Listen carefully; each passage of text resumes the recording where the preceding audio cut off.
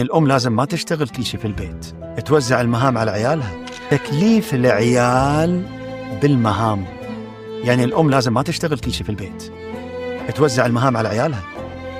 أنت يا فلانة مسؤولة كذا، وأنت يا فلان مسؤول كذا، وأنت يا فلانة مسؤولة كذا، وتخلي عيالها شو خلية النحل، عيالها يشتغلون في البيت، هي كأنها مشرف عام، مو هي تشتغل عمليات الأوبريشن هذا، لا، العمليات عند العيال، كذي يخف الضغط عليها. صار عندها وقت حق نفسها، صار عندها وقت حق عبادتها لربها، صار عندها وقت ممكن تبدع لزوجها، صار عندها وقت خلاص.